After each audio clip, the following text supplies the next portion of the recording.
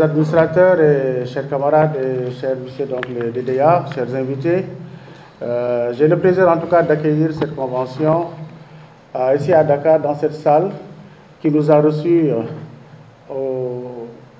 récemment, ça fait quelques années, c'était en 2016, en présence de notre président fondateur, le défunt Lamine Kane. Nous avons eu des échanges très utiles qui ont pu impacter dans la vie de nos différentes fédérations et aussi donc d'une manière générale au niveau donc, du réseau africain et donc du réseau Léo Lagrange en tant que tel instrument donc de travail, et que les conclusions qui ont été en tout cas prises, nous les avons vécues ensemble et d'année en année, nous considérons et voyons qu'aujourd'hui les fédérations vont de l'avant. Et c'est un plaisir en tout cas de le constater. Et donc je pense très bien que cette convention aussi fera la même chose, que nous allons avoir des échanges très fructueux qui vont permettre aux fédérations de se maintenir et d'avoir un plus. Et donc, voilà, il y a Madame Kane Malado, donc l'épouse de notre défunt Lamine, dont je parlais tout à l'heure, donc qui nous fait l'honneur de venir à notre cérémonie donc, de démarrage de la Convention continentale. Elle nous a très bien reçus hier, c'était émouvant. Hein? Ouais. Elle a reçu la délégation des administrateurs qui tenaient à aller à la maison avant le démarrage de la Convention pour lui témoigner de leur solidarité, lui témoigner en tout cas de l'affection qu'ils ont toujours eue avec Lamine. Et comme le disaient les amis Nicaise et Dylan, que nous avons tous senti hier la présence de Lamine, parce qu'on a pu débattre comme il a toujours aimé au salon de Lamine hier. On a passé presque plus d'une heure de temps à débattre, et puis avec une contradiction comme il l'aimait tant. Donc, en tout cas, merci encore Madame Kane d'être présente parmi nous. Et donc, je disais que merci aussi à Madame John, qui représente Madame John Khadijadou, directrice de la vie associative, donc qui est une direction du ministère de la Jeunesse du Sénégal, qui est ici présidente, donc qui représente le ministère. Et nous disons aussi merci beaucoup à la ville de Dakar, qui est partenaire aujourd'hui de Léo Lagrange, parce que nous avons signé avec la ville de Dakar, qui est une grande institution publique, une convention qui nous permet aujourd'hui d'avoir un programme de jeunesse à encadrer au niveau donc, de cette ville. Donc le maire empêché, vous avez vu hier, il était en train de se battre pour faire passer sa liste, et nous souhaitons en tout cas, nous croisons le doigt et nous prions pour que cela puisse être.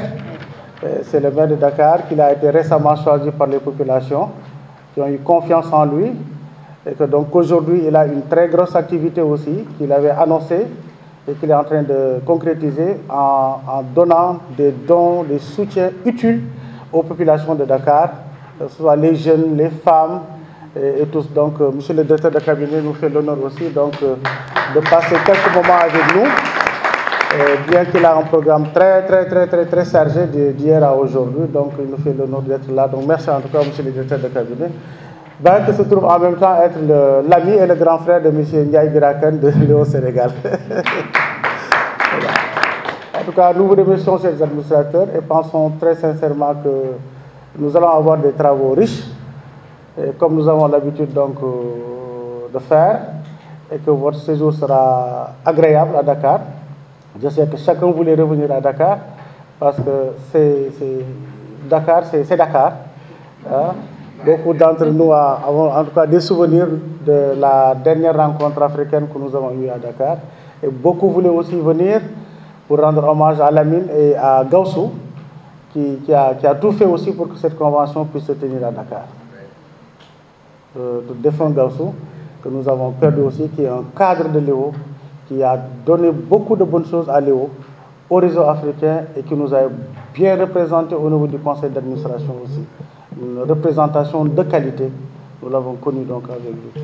Donc c'est ce qui nous motive, c'est ce qui fait que nous devons tous en tout cas être disponibles et se donner davantage pour les causes nobles de notre mouvement, qui porte des valeurs que nous connaissons qui est aujourd'hui que nous constatons que le monde est en crise, c'est là que nous devons être solidaires, c'est là que nous devons être debout, c'est là que nous devons creuser davantage, nous donner la main, avoir des programmes que nous pouvons offrir à la jeunesse africaine, offrir à la jeunesse du monde pour que les gens puissent savoir qu'il y a, malgré qu'il y a des crises, malgré qu'il y a des difficultés, que nous pouvons donner de la joie, donner une bonne éducation à nos enfants pour que l'Afrique et le monde soient toujours debout et qu'ils ne puissent pas en tout cas subir les affres de ces dictateurs et les affres de ces autres gens que nous connaissons qui sont en train de vouloir tenir le monde en otage. Donc merci d'être là et je crois que sur ce, et ce qui m'est donné comme agenda de travail, donc le secrétaire général de Léo Sénégal, Mamoudou, nous fera un mot introductif, qui sera suivi de celle de M. Arsène. La représentante du ministre de la Jeunesse du Sénégal, Monsieur le directeur de cabinet du maire de la ville de Dakar, représentant le maire de la ville de Dakar empêché, Monsieur le président de la Fédération Léo Sénégal, Mesdames, Messieurs les administrateurs des fédérations africaines et françaises, chers camarades, chers invités. En ma qualité de secrétaire général de la Fédération Léo Lagrange Sénégal, je voudrais aussi, à mon tour, et à la suite de Monsieur le Président de la Fédération du Sénégal, souhaiter la bienvenue à Dakar à l'ensemble des délégués et invités qui prennent part à cette présente convention continentale que nous avons le plaisir d'accueillir. Vous l'avez constaté, les années 2019 et 2020 ont été comme des années de survie en raison de la situation sanitaire qu'a connue le monde, avec comme conséquence une réduction drastique des activités sur la scène internationale. Donc c'est vous dire le plaisir que nous avons ce matin de pouvoir échanger avec vous en présentiel. Cette salle qui abrite nos travaux ce matin est symbolique. Elle me rappelle pour ma part mes premiers contacts avec la Fédération Léo Lagrange au plan international, donc mon entrée dans le circuit associatif international à travers la dernière convention continentale tenue à Dakar en mars 2016. En évoquant la dernière convention continentale de Dakar, mes pensées vont naturellement au président Lamine Kane, arraché à notre affection. Je m'incline pieusement devant sa mémoire. Je renouvelle, au nom de Léo Sénégal, toutes nos condoléances à son épouse ici présente et prie Dieu qu'il lui accorde la reconnaissance d'une vie faite d'interactions dynamiques entre l'engagement associatif et celui politique. Mes pensées vont également au président Gaussou, lui aussi arraché à notre affection. Nous souhaitons que leur ferveur patriotique et les bienfaits qu'ils ont répandus durant leur vie soient largement récompensés dans l'au-delà.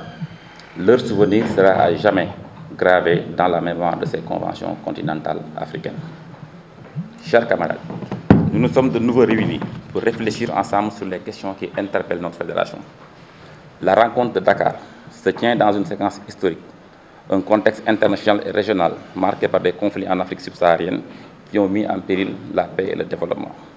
Elle se tient également dans un contexte marqué par une crise de l'engagement et une crise de l'éducation populaire. Ainsi, la réunion de Dakar revêt une signification particulière par le message de refondation de l'éducation populaire qu'elle veut livrer comme réponse aux crises que connaît notre région. Chers invités, chers partenaires, il est utile de le rappeler, la Fédération Léo Lagrange est une association de jeunesse, d'éducation populaire reconnue d'utilité publique. Elle a pour mission la contribution à l'avènement d'une société de progrès, la construction d'un monde plus juste et plus solidaire, la promotion de l'engagement personnel et collectif, la démocratisation de la culture, des loisirs et de toutes les activités éducatives. Face aux mutations majeures en cours, tant dans ces principes que dans ces domaines d'intervention, l'identification des nouveaux enjeux pour lesquels nos valeurs fondamentales doivent trouver leur expression me paraît être un exercice essentiel. Les questions qui seront abordées dans le cadre de nos travaux, dans le cadre de nos échanges, interpellent nos fédérations et porteront entre autres sur la valorisation du travail de nos bénévoles et salariés, sur le financement de nos projets et activités, sur la relation de nos fédérations à la société civile et même avec les collectivités territoriales, et enfin sur la crise que connaît notre engagement. Cette réflexion certainement prolonge un vaste chantier déjà entamé dans vos différentes fédérations. En faisant de l'éducation populaire le thème central de cette rencontre, c'est bien notre histoire et notre identité que nous voulons revisiter et par la même occasion actualiser notre message et nos pratiques à l'aune des bouleversements que connaît l'humanité. C'est aussi et surtout parce qu'il nous faut passer par une exploration et notre identité et réaffirmer face au basculement des repères notre attachement à nos valeurs fondamentales. En concluant, je souhaite qu'à travers une participation active aux travaux de chacun et chacune d'entre nous, qu'on puisse alimenter ce vaste chantier de réflexion qui adaptera notre message et nos pratiques. Je vous remercie. Toute l'Afrique et le reste de Léo Lagrange, c'est-à-dire la France, la Grèce et tout le reste, aujourd'hui, dans cette salle. Merci de donner l'occasion à ces gens de partager. C'est vrai que nous avons pensé à Lamine, mais nous savons aussi que vous êtes là. Vous êtes les pionniers dans le cadre de Léo Lagrange. Nous avons beaucoup de choses à apprendre de vous. Moi, je me souviens, hier, quand je suis arrivé, j'ai pris mon avion d'Abidjan, et puis j'arrive, je dis, ben, je m'en vais à Dakar. L'avion m'amène quelque part. J'ai dit, mais c'est pas possible, c'est pas ici, l'aéroport. On me dit, non, ça a changé. Vous voyez que le Sénégal bouge, Léo Lagrange bouge aussi. Et nous voulons vous remercier sincèrement pour l'accueil dont nous avons été l'objet. En tout cas, c'était la joie. C'était la joie et tout un chacun s'est dit, c'est vraiment une famille. Il faut rester dans cette famille. Nous avons des amis. Nous nous intéressons à ceux qui nous aiment. Et ceux qui nous aiment là, c'est eux qui sont là. Notre objectif, en venant ici, bien sûr, on vous remercie d'abord, mais c'est de développer Léo Lagrange en Afrique. Ce n'est pas un jeu. C'est très difficile. Mais nous allons réussir. Parce qu'aujourd'hui, la jeunesse africaine a des problèmes énormes. Et Léo Lagrange est une solution. Une solution pour ouvrir toutes les portes à toute la jeunesse. C'est vrai, nous ne pouvons pas embrasser tout ça, mais nous pouvons au moins poser des actes significatifs qui font qu'on nous respecte. Moi, je vois un exemple que nous essayons de commencer, Léos Youth, un espace jeunesse, un espace où les jeunes peuvent parler avec d'autres jeunes, un espace, et comme nous sommes intégrés dans la société, les gouvernants sont obligés de nous écouter, il faut profiter de cela. C'est une occasion rare. Il faut que les jeunes puissent parler, il faut que les jeunes puissent être plus performants, il faut que les jeunes soient plus intelligents. Inutile d'aller mourir dans les eaux méditerranéennes là. Aujourd'hui là, si nous sommes bien formés, nous avons la possibilité d'avancer. C'est vrai qu'en Afrique, nos gouvernants ont des positions bizarres par rapport à certains problèmes fondamentaux. Il y en a qui ne peuvent pas parler dans leur pays. Mais c'est l'occasion de parler ici. Ici, nous sommes dans une association et nous avons la possibilité de parler. La chance que nous avons, plusieurs pays sont représentés. Plusieurs exemples sont donnés. Moi, je me souviens, hier, on parlait un peu de ce qui se passe en France. On dit, mais est-ce que la France existe encore? En fait, nous disons que la jeunesse n'a pas de couleur. La jeunesse n'a pas de pays. La jeunesse, c'est le monde entier. Et avec Léo Lagrange, on doit pouvoir aller de l'avant. C'est pour cela que je souhaite qu'au niveau de l'Afrique, pour nous tous qui sommes là, que nous ayons des projets significatifs qui font travailler tous ceux qui sont avec nous et qui permettent d'évoluer. Et moi, je voudrais tirer mon chapeau à une dame, excusez-moi si je le dis, elle s'appelle Sophie Katib. Sophie Katib, elle nous a aidés à avoir un projet intéressant. Intéressant pour l'Afrique, intéressant pour chacun d'entre nous. Moi, je souhaite que ce projet-là puisse voir le jour au niveau de chaque pays africain. C'est vrai que nous avons été sponsorisés par Boeing. C'est vraiment le hasard. Personne ne pouvait penser que Boeing pouvait sponsoriser un projet africain. Et puis voilà, ils ont accepté. Ça veut dire que nous avons la possibilité de chercher des bailleurs de fonds pour que nos projets puissent aboutir. Et on n'est pas obligé d'avoir des mini-projets. Moi, j'ai été maire de la ville de Gagnoa, une ville de 150 000 habitants. Oh, il y a plusieurs années de cela. Donc, je vois ce que c'est que cette gestion-là. L'association à laquelle nous appartenons nous donne la possibilité de nous ouvrir. Ouvrons-nous, ouvrons-nous, ne restons pas cachés. C'est maintenant qu'il faut parler. Donc, je voudrais terminer en disant merci à la Fédération du Sénégal qui nous a accueillis.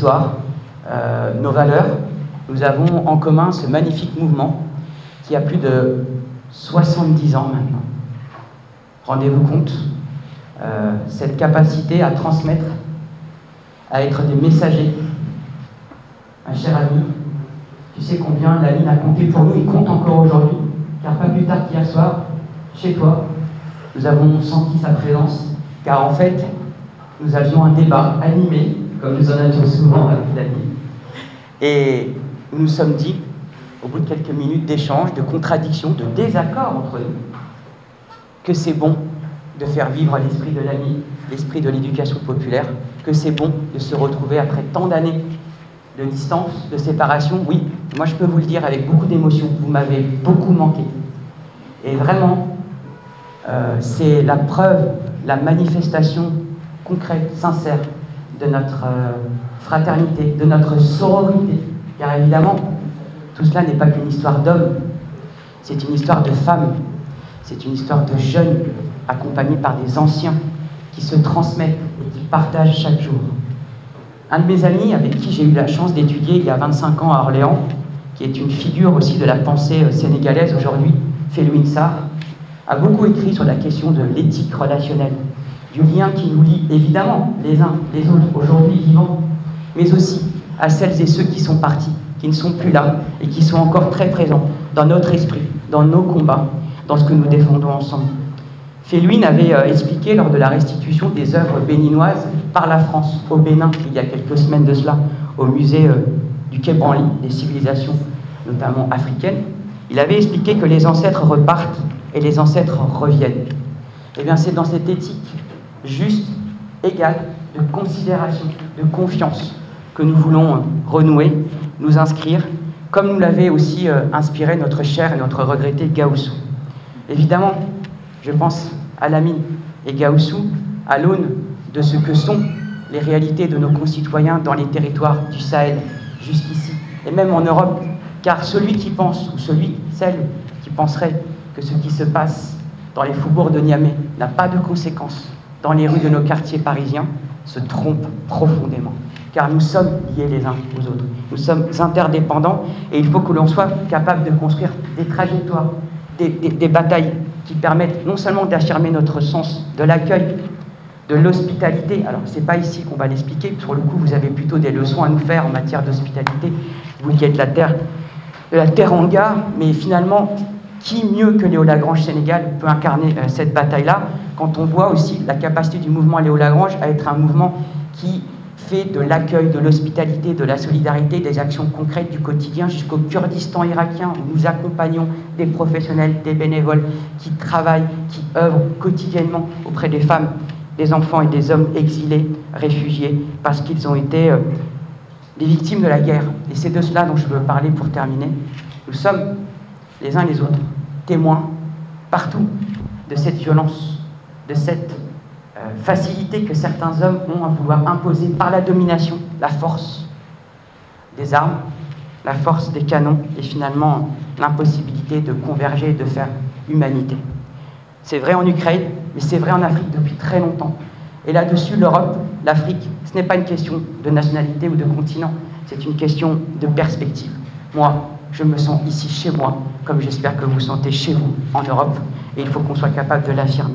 Voilà le rôle que je veux affirmer ce matin de l'éducation populaire, de notre mouvement inscrit dans l'histoire, dans les crises, notre mouvement qui est attaché au dialogue civil, et chacun sait la puissance de l'engagement de nos professionnels. Je pense évidemment aussi ce matin à notre Sophie, qui a tant œuvré pour la fédération, mais aussi pour toutes celles et tous ceux qui au quotidien sont capables d'être des passagers, des messagers.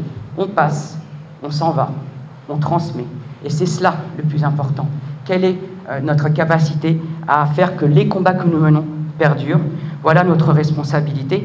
Et encore une fois, pour vraiment vous dire du fond de mon cœur l'émotion qui est la mienne de parler ce matin, je suis absolument persuadé que nous avons une responsabilité imminente dans les semaines, dans les mois qui viennent, pour faire émerger des projets véritablement de la fédération internationale, notamment en nous appuyant sur l'excellence et la pratique du panafricanisme qui est cher à nos yeux, comme l'internationalisme est cher à nos yeux. Je vous remercie.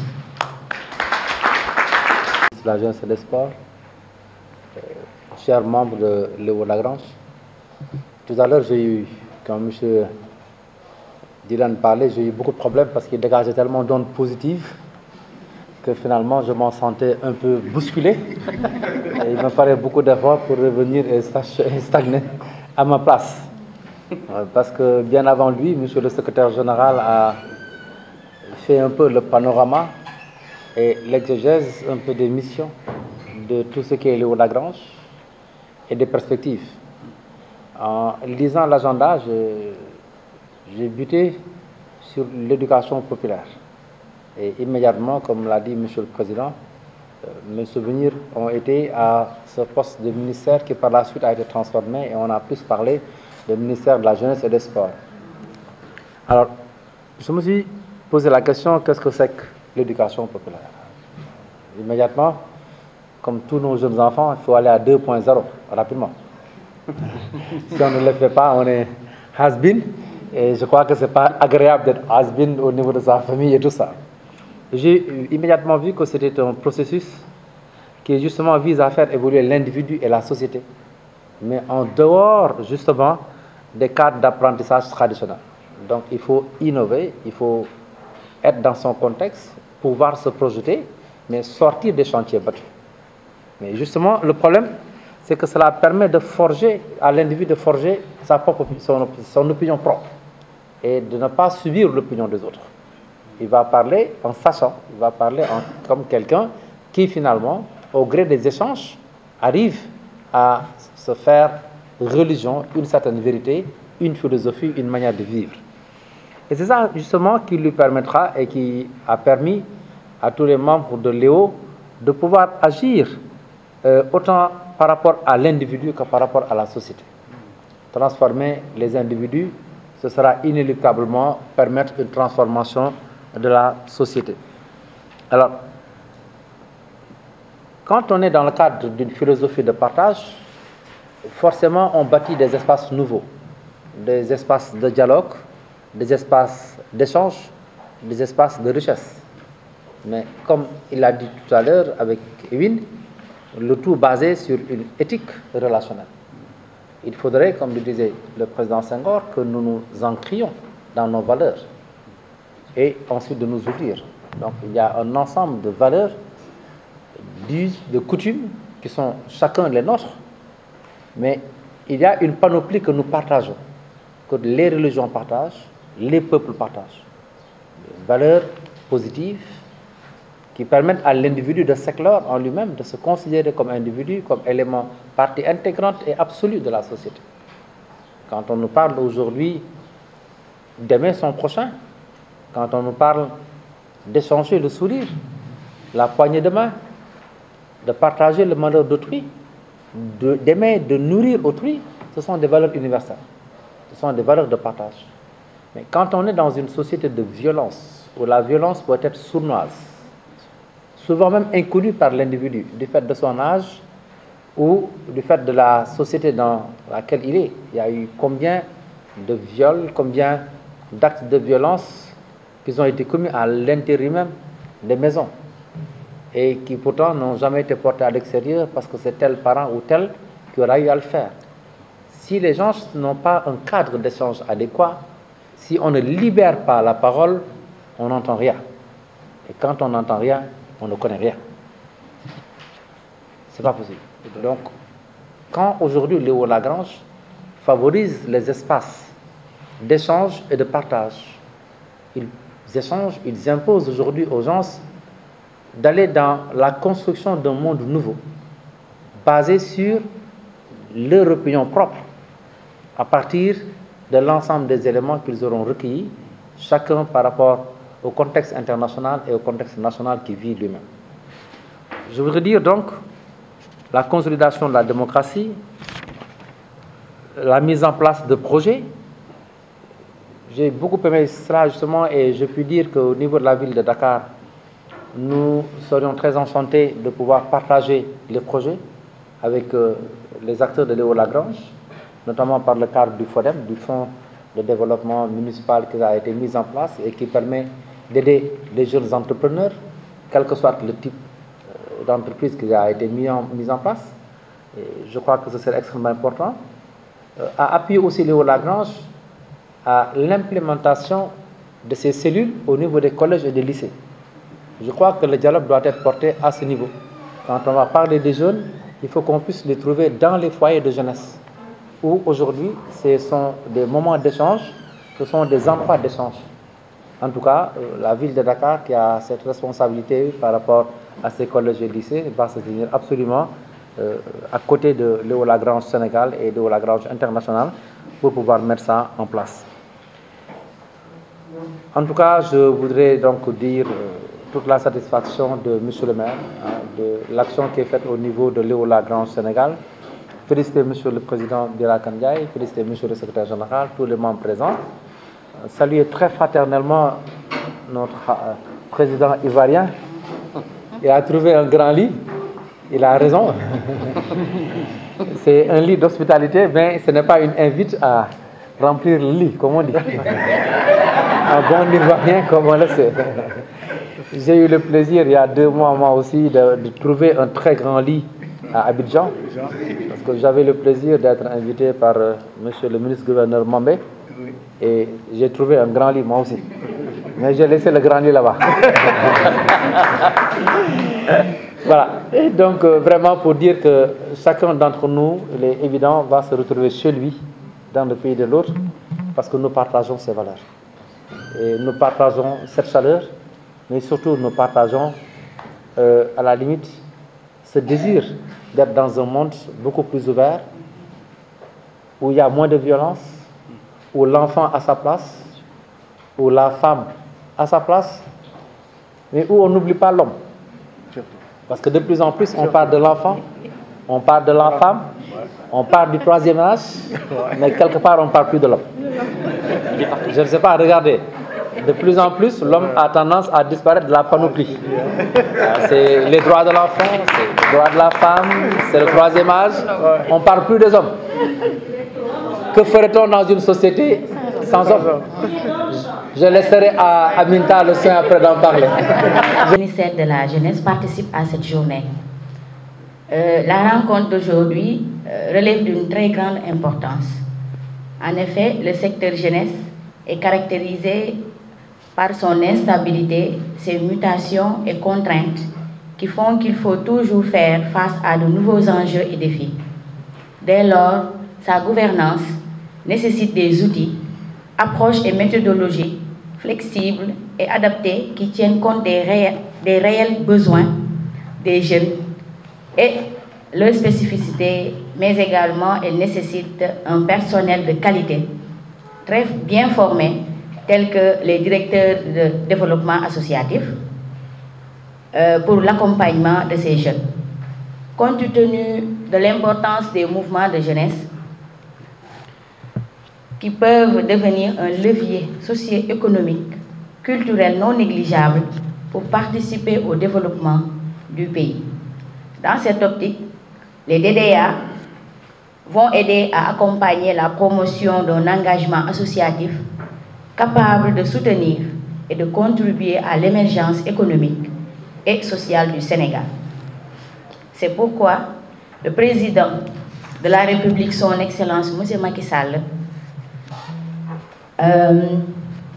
lors de la lettre du Conseil présidentiel pour l'insertion et l'emploi des jeunes, le 22 avril 2021, a posé des actes pour répondre aux attentes des jeunes et des femmes. Dès lors, il est nécessaire de rapprocher que s'investir, il est nécessaire de rappeler, excusez-moi, que s'investir dans l'associatif permet notamment de développer de nouvelles compétences, de se sentir valorisé. Tout à l'heure, j'ai aimé le discours de M. Arsène, qui disait lorsqu'il est venu au Sénégal, il a trouvé un grand lit. C'est pour lui rejoindre, pour dire que voilà, nous sommes au Sénégal, la teranga sénégalaise. Donc là où tous les Africains peuvent se mouvoir dans n'importe quel pays, dans n'importe quel espace, mais on se sent africain là où on met le pied. Donc il n'y a pas de limite entre Africains ou bien à travers même le continent. On arrive à se mouvoir, à nous exprimer, à apporter notre participation à l'édifice aussi, pour que cette jeunesse soit une jeunesse, comme l'a dit M. Ndiaye, bien accompagnée, bien éduquée, qu'on se bat pour les inculquer de bonnes valeurs, afin qu'on ne puisse pas vivre ou souhaiter vivre dans une société de violence, comme ce qui se passe dans d'autres espaces aussi, au-delà de nos frontières. Il a aussi invoqué l'importance que Léo Lagrange vise loin. J'ai beaucoup aimé. Lorsqu'on se projette les mois passés, le mois de novembre, fin novembre, début décembre, on a organisé avec le ministère de la Jeunesse, comme il a dit, le Youth Connect Sahel. C'était une rencontre qui a regroupé toute la jeunesse du Sahel. Et les jeunes ont tellement interagi, ils ont tellement échangé sur ce qui leur bloque, ce qui constitue leur blocage, c'est-à-dire parfois ils ne donnent pas l'occasion de s'exprimer, de dire avec patience ou bien avec amour ce qui les rend parfois ce qui rend inaccessible ou bien qui ne peuvent pas réaliser leurs rêves. Donc ça a été des moments très forts que le ministère a pu vivre avec ces jeunes-là. On a donné là-bas des prix, ils ont fait des plaidoyers, ça a été vraiment enrichi. Donc, comme il a dit, si Léo Lagrange aussi peut organiser prochainement des rencontres qui vont regrouper les jeunes du Sahel, ce sera aussi vraiment une bonne initiative. Parce qu'il faut aussi laisser les jeunes interagir, s'échanger pour pouvoir, les acteurs, les partenaires, pouvoir voir là où ils peuvent aider pour que ces jeunes puissent vraiment avoir un développement personnel, mais aussi être de bonnes références pour la génération qu'ils vont pouvoir aussi laisser quelque chose de vraiment louable. Donc le ministère se félicite de l'invitation qui a été donnée par Léo Lagrange. Nous avons aussi au niveau de notre ministère la direction de l'éducation populaire. Bon, je ne sais pas si une invitation leur a été adressée, mais cette direction aussi joue une partition très importante. Nous nous occupons de la direction de la vie associative. On a un programme pour les associations, on les accompagne. On a aussi des sessions de formation des leaders dans différentes régions. On a aussi des formations en changement de mentalité avec une organisation coréenne. Donc, ce sont vraiment tous ces actes que le ministère aussi essaie de poser avec ses différents partenaires pour répondre aussi à ses missions, parce que c'est un sectoriel qui s'occupe des jeunes. Donc, il est prenable s'il y a des partenaires qui s'approchent de lui pour pouvoir vraiment, le sectoriel aussi, apporter des solutions aux différents problèmes que rencontrent les jeunes. Je vous remercie.